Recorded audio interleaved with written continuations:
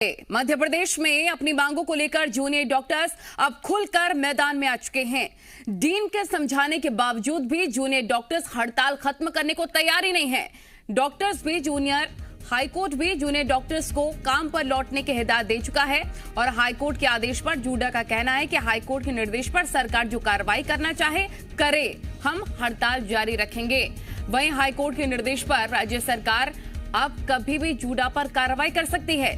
अपनी मांगों को लेकर गुरुवार को प्रदेश भर के करीब 3000 से ज्यादा जूनियर डॉक्टर्स ने इस्तीफा दे दिया था और जो कि अब तक मंजूर नहीं हुआ है। वहीं अपनी मांगों को लेकर भोपाल के गांधी मेडिकल कॉलेज में जूनियर डॉक्टर्स का प्रदर्शन जारी है।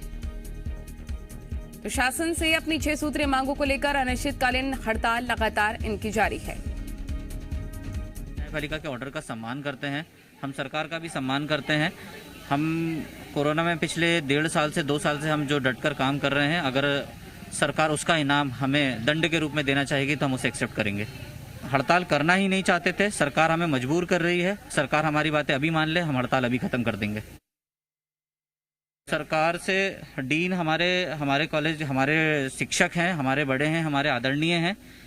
उन्होंने हमें समझाइश देने की कोशिश की है कि आप सरकार से बात करने की कोशिश करें। उनकी मांगे जो सरकार, जो शासन उन्हें प्रेशराइज कर रहा है, उनकी बातों को मान ले। परंतु हमें ऐसी बात समझ में कहीं नहीं आ रही है कि सरकार हमारी मांगों पर अमल करने तैयार है। अगर सरकार हमारी बातों पर अमल नहीं करेगी, हम स्ट्राइक से नहीं हटेंगे। आकाश हमारे रिपोर्टर तमाम जानकारी के साथ लाइव जुड़ गए हैं। आकाश, ये गतिरोध थमेगा कब? और जिसको सबसे ज्यादा खामियाजा इसका भुगतना पड़ रहा है वो है मरीज। बिल्कुल, पिछले 6 दिनों से लगातार ये हड़ताल जारी है और इसका खामियाजा मरीजों को भुगतना पड़ रहा है। इलाज में दिक्कतें ज़रूर आ रही हैं। जूनियर डॉक्टर्स अपनी मांगों पर अड़े हुए हैं। सरकार कह रही है कि हमने उनकी मांगें मान ली हैं, लेकिन सरकार की ये बार बार कहने के बावजूद जूनियर डॉक्टर्स काम पर वापस लौटने के लिए तैयार नहीं हैं। कल डीन ने भी इन्हें समझाइश दी और कोशिश की कि ये काम पर वापस आ जाएं।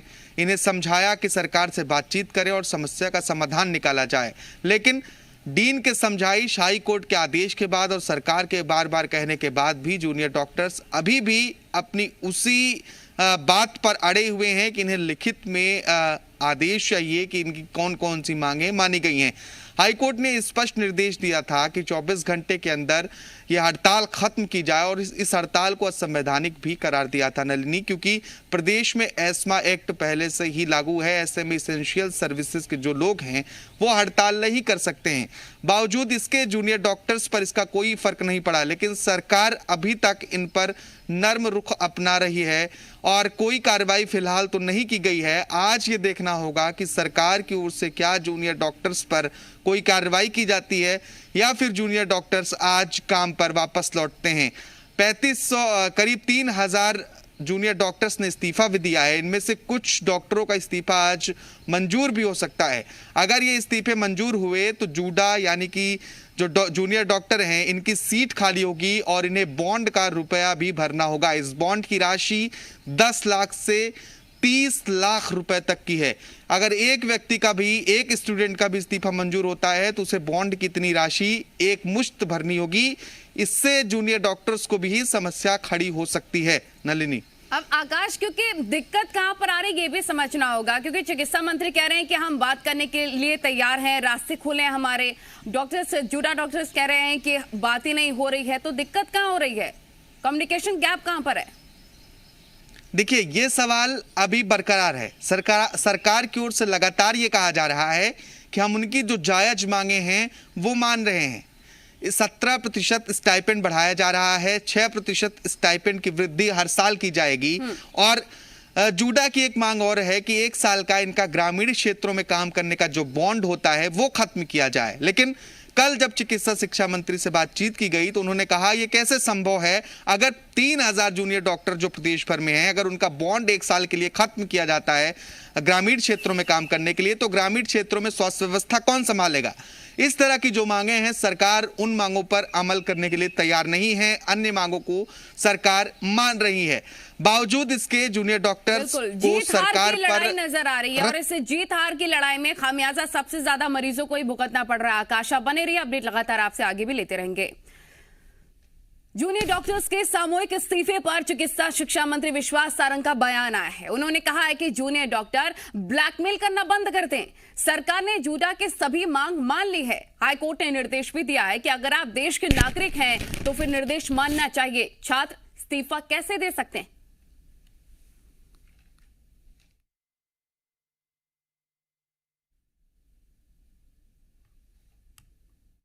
समय में एमपी में जूनियर डॉक्टर्स हड़ताल पर हैं। हाईकोर्ट के निर्देश को दरकिनार करते हुए ये डॉक्टर्स लगातार हड़ताल कर रहे हैं।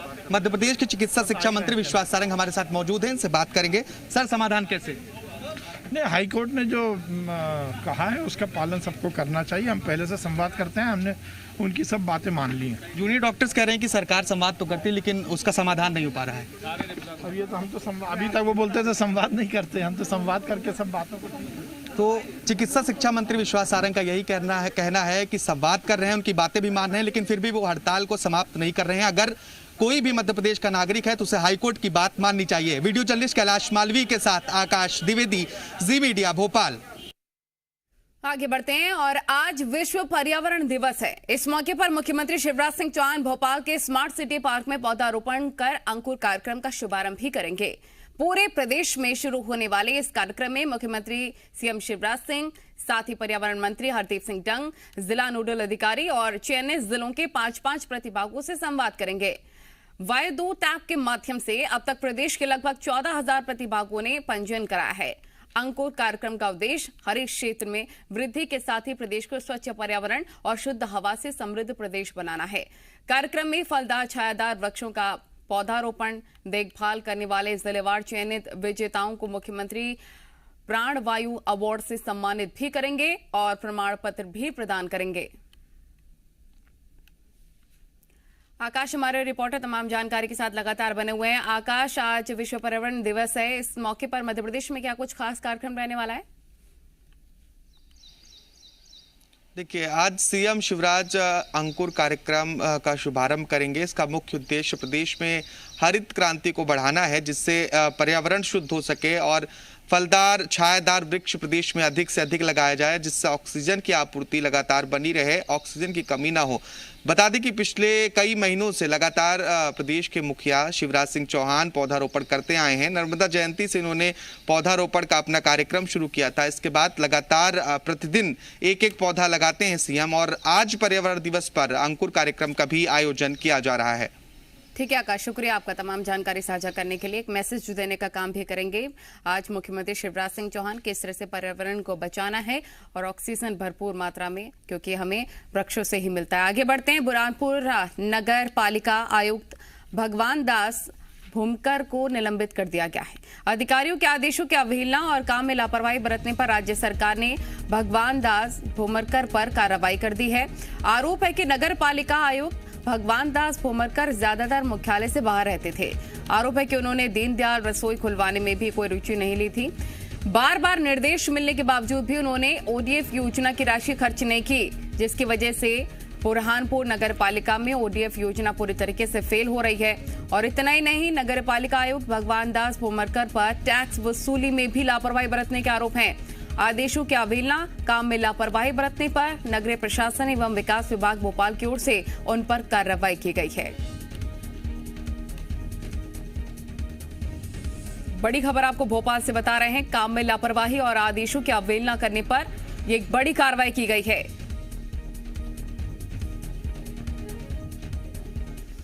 भोपाल में और इंदौर में समेत मध्य प्रदेश के सभी बड़े शहर 2 दिन के लिए लॉक हो गए हैं। कोरोना संक्रमण को लेकर वीकेंड कर्फ्यू लगाया गया, जो सोमवार की सुबह खुलेगा। इस दौरान आवश्यक सेवाओं, वैक्सीनेशन के लिए छूट है। एयरपोर्ट, रेलवे स्टेशन आने जाने वालों को भी छूट दी गई है। प्रशासन ने आवश्यक वस्तुओं के परिवहन और इंडस्ट्री से जुड़े कर्मचारी, मजदूर को भी आने जाने की छूट दी है। कोरोना कर्फ्यू के दौरान दूध डेयरी को सुबह 6 से 9 बजे तक खोलने की इजाजत दे दी गई है। इंदौर में शाम 5 बजे से सोमवार सुबह 8 बजे तक कोरोना कर्फ्यू लागू किया गया है। जरूरी सुविधाओं को छोड़कर किसी को भी आवाजाही की अनुमति नहीं है। दूध डेयरी को सुबह 6 से 10 बजे तक और शाम 5 बजे से रात 8 बजे तक खुलने की इजाजत है। इसके अलावा कई जिलों में बीती रात 10 बजे से कोरोना कर्फ्यू प्रभावी हुआ है, जो कि सोमवार सुबह 6 बजे तक जारी रहेगा। वहीं पर सागर जिला में कल सुबह 6 बजे से अनलॉकिंग होगी। तो एमपी में 2 दिन के लिए लॉकडाउन। क्या खुला रहेगा, क्या बंद, हम आपको बड़ी खबर के माध्यम से बता रहे हैं। रतलाम में कोरोना संक्रमण के बीच एक बड़ी लापरवाही देखने को मिली। बरबोता गांव में 108 कलश की गंगाजल यात्रा निकाली गई है, जिसमें बड़ी संख्या में लोग भी शामिल हुए, जिसका वीडियो भी काफी वायरल हो रहा है। वीडियो वायरल होने के बाद पुलिस प्रशासन में हड़कंप भी मच गया, जिसके बाद पुलिस ने मामले में कार्रवाई करनी शुरू कर दी और बरबोतना गांव की सीमाएं पुलिस ने पूरी तरीके से सील भी कर दी है। 17 नामजद लोगों समेत अन्य पर नामली थाने में एफआईआर दर्ज हुई है। वीडियो के जरिए लोगों की पहचान की जा रही है। बताया जा रहा है कि वायरल हो रहे वीडियो की अगर बात कर ली जाए तो ये 1 दिन पुराना है।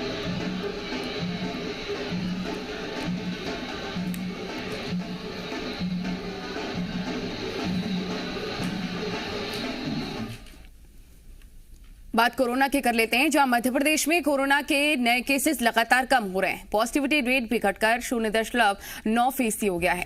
24 घंटे में कोरोना के 789 नए मरीज सामने आए। इंदौर में 246, भोपाल में 176 और जबलपुर में 64 नए केस मिले। अलीराजपुर में आज भी कोई मरीज नहीं मिला है। बुरहानपुर, कटनी और मंडला में एक मरीज की कोरोना रिपोर्ट पॉजिटिव आई है। 24 घंटे में 2045 मरीज रिकवर हुए और 50 मरीजों की मौत हो गई। अभी प्रदेश में 12,889 एक्टिव केसेस हैं।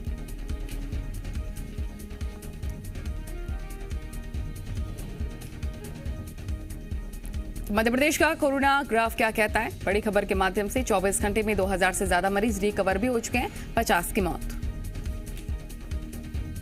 अप्रैल और मई के महीनों में देश भर में कोरोना ने रफ्तार पकड़ी है। एमपी भी इसे अछूता नहीं रहा है। बढ़ते आंकड़ों ने मध्य प्रदेश को भी हिलाकर रख दिया है। एक समय ऐसा भी आया जब एक दिन में 13,500 से ज्यादा केसेस आए। यही आंकड़ा अब घटकर 1,000 से भी नीचे पहुंच गया है। आखिर ये कैसे मुमकिन हो पाया है? आइए देखते हैं नीमच के गांव से हमारी ग्राउंड रिपोर्ट, जिसने कम्युनिटी मॉडल अपनाकर कोरोना को मात दी है और दूसरों के लिए एक मिसाल भी पेश की है। दीवारों पर लिखे ये संदेश सिर्फ संदेश नहीं है, ये वो मंत्र हैं जिन्हें आत्मसात कर लिया तो कोरोना जैसी महामारी को जड़ से उखाड़ा जा सकता है। जरूरत है दृढ़ इच्छा शक्ति और संकल्प की। नीमच के पिपलिया व्यास गांव ने इसे सार्थक भी कर दिखाया है। जिला मुख्यालय से 25 किलोमीटर दूर बसा पिपलिया गांव कहने को पिछड़ा इलाका है, लेकिन गांव वालों की एकजुटता और प्रशासन के प्रयासों से इस गांव ने कोरोना को मात दे दी। अप्रैल के पहले पखवाड़े से कोरोना ने देश भर में रफ्तार पकड़ ली थी। महीना खत्म होते होते हालात भयावह होते दिख रहे थे। पिपलिया भी इससे अछूता नहीं रहा। मई के शुरुआती दिनों में पिपलिया गांव में कोरोना ने दस्तक दी। एक साथ 4 मरीज मिलने के बाद प्रशासन एक्टिव हुआ। सूबे के मुखिया शिवराज सिंह के दिए मंत्र टेस्टिंग, ट्रेसिंग और ट्रीटमेंट पर काम शुरू किया गया। इसके बाद गांव भर से 28 कोरोना पॉजिटिव केस सामने आए। 2 तरह की स्ट्रेटेजी अपनाई गई थी। एक तो जो केसेस हो रहे हैं उनका अच्छे से इलाज इंश्योर किया जाए। दूसरा, फिर से केसेस और ना फैलें, इसके लिए स्ट्रेटेजी बनाई गई। कोरोना को हराने के लिए प्रशासन ने लोगों को भरोसे में लिया। ग्राम स्तरीय आपदा प्रबंधन समिति बनाई गई, जिसमें आंगनबाड़ी कार्यकर्ताओं, आशा कार्यकर्ताओं, एएनएम की टीम को शामिल किया गया। इसके बाद गांव में जागरूकता अभियान शुरू किया गया। मास्क बांटने के अलावा सैनिटाइजेशन का भी पूरा जोर दिया गया। तो हमने गांव में मास्क बांटे, 2 बार सैनिटाइज कराया गांव में, और सबके घर जाके बोला भी करी कि किसी को बुखार आ रहा तो मत जाए, अस्पताल जाए और अपना इलाज करवाए। कोरोना मरीजों के इलाज के साथ संक्रमण की चेन तोड़ना बेहद जरूरी था। ऐसे में पिपलिया गांव को 2 तरफ से बैरिकेड लगाकर बंद कर दिया गया। पुलिस की नाकेबंदी के साथ ही चौकीदार और शिक्षकों की ड्यूटी लगाई गई। हमने नाकेबंदी दोनों ही साइड करी, जिसमें हमने पुलिस फोर्स की व्यवस्था मिली और चौकीदार वगैरह वहाँ पर रहे, शिक्षकों की ड्यूटी लगाई गई। लॉकडाउन भी लगाया, पुलिस भी आई थी, सब ने रोकथाम लगाया, गेला भी रोक दिया था सभी दूर से। धीरे धीरे सामान्य है सर। अभी करीब 15 दिनों तक पिपलिया व्यास गांव पूरी तरह से लॉक रहा। गांव वाले घरों में कैद हो गए और कोविड गाइडलाइन को जीवन का हिस्सा बना लिया। नतीजा ये हुआ कि 25 मई आते आते पूरा गांव कोरोना मुक्त हो गया। प्रीतेश सारड़ा, जी मीडिया, नीमच। यार रुकें। ब्रेक के बाद आगे बढ़ते हैं। देवास के करनावत नगर परिषद के सीएम के साथ सफाई कर्मचारियों ने मारपीट की है। मारपीट की ये घटना दफ्तर में लगे सीसीटीवी कैमरे में कैद हो गई। दरअसल चतुर्थ वर्ग के कर्मचारी काम पर नहीं आ रहे थे, जिसमें सीएमओ ने उनकी तनख्वाह भी काट ली। आरोप है कि इसी बात से गुस्साए सफाई कर्मचारी सीएमओ से मिलने के लिए पहुंचे और कहा सुनने के बाद उन्होंने उनसे मारपीट भी शुरू कर दी और साथ ही सीएमओ ने किसी तरह भागकर अपनी जान बचाई है। घटना के बाद सीएमओ ने थाने में शिकायत भी दर्ज कराई। पुलिस जांच के बाद कार्रवाई की बात कर रही है।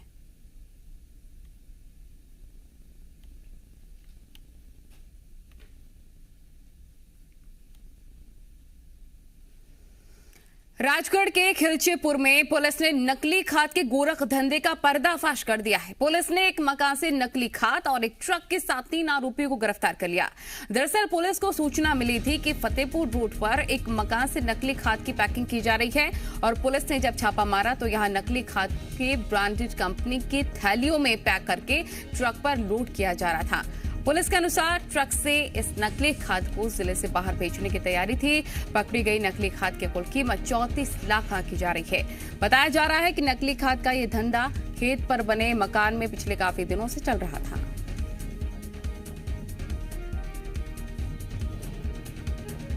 अभी तक 3 लोगों को गिरफ्तार किया गया है। अभी 2 बिंदुओं पर हमारी विवेचना जारी है कि एक तो ये पाली राजस्थान से जो बैग आए हैं तो ये किसके माध्यम से आए हैं और दूसरा ऐसा पता चला है कि ये जो खाली इफ्को के बैग्स हैं ये इंदौर से प्रोक्योर किए गए थे। तो इंदौर में कहाँ से किससे प्रोक्योर किए गए थे इस पर भी हमारी साइबर टीम काम कर रही है। कृषि मंत्री कमल पटेल ने नकली बीज बनाने वाली खंडवा की 3 कंपनियों के खिलाफ एफआईआर दर्ज करवाने के निर्देश जारी कर दिए हैं। इसके साथ ही कृषि और बीज प्रमाणीकरण अधिकारी की मिलीभगत पाए जाने पर उनके खिलाफ भी कार्रवाई करने के निर्देश दिए गए हैं। कमल पटेल ने बताया है कि नकली खाद, बीज और दवाई के कारोबारियों को पकड़ने और किसानों को धोखाधड़ी से बचाने के लिए जिला, संभाग और प्रदेश स्तर पर विशेष टास्क फोर्स बनाया जाएगा। आपको बता दें कि कृषि मंत्री कमल पटेल के निर्देश पर कृषि विभाग के इंदौर संभागीय टीम ने पिछले दिनों गुप्त रूप से खंडवा में नकली खाद, बीज और दवाई विक्रेताओं पर छापामार कार्रवाई की थी। सूचना मिली थी कि खंडवा जिले में नकली बीज के नकली टैग बनाए जा रहे हैं, पैकिंग की जा रही है और बेचने की तैयारी है। मैंने तत्काल इंदौर से टीम भेजी संभागी और उन्होंने खंडवा में 3 कंपनियों के छापामार कार्रवाई की। वहाँ नकली टैग भरते हुए बड़े पैमाने पे मिले हैं। हमारी टीम ने वहाँ के उप संचालक कृषि और एसएडी और जो बीज प्रमाणीकरण अधिकारी था उनको बुलवाया, लेकिन वो आनाकानी करते रहे, गए नहीं। जब मुझे सूचना मिली तो मैंने फिर मोबाइल लगाकर उनको फटकार लगाई, मौके पे भेजा और फिर पंचनामा बनाया। वहीं इंदौर के चंदन नगर में 2 भाइयों की हत्या की गुत्थी को पुलिस ने सुलझा लिया है। हत्या के आरोप में पुलिस ने 2 महिलाओं समेत 3 लोगों को गिरफ्तार किया। शुक्रवार की सुबह ही दोनों भाइयों की हत्या हुई थी। पुलिस ने 12 घंटे के अंदर आरोपियों को गिरफ्तार भी कर लिया। चंदन नगर इलाके में एक प्लॉट पर टीन शेड लगाने को लेकर ही विवाद हुआ। इसमें डबल मर्डर को अंजाम दिया गया।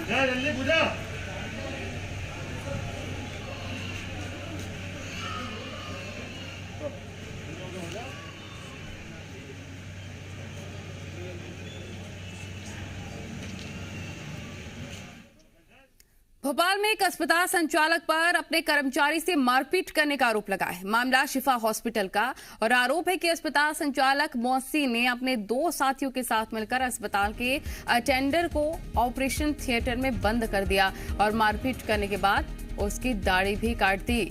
पीड़ित के अनुसार वो अस्पताल के एम्बुलेंस चलाता था। जब एम्बुलेंस की मांग कम हो गई तो उसे अटेंडर बना दिया गया। इस बात को लेकर विवाद हो गया, जिसके बाद उसके साथ मारपीट हुई और पीड़ित की शिकायत पर हनुमानगंज थाने में 3 आरोपियों के खिलाफ मुकदमा दर्ज कर लिया गया है और पुलिस आगे की जांच भी कर रही है।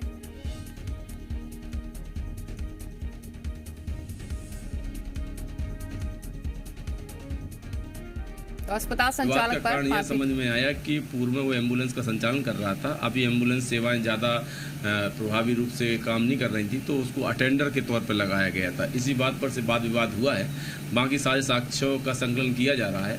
जो विधिसम्मत कार्रवाई होगी वो की जाएगी।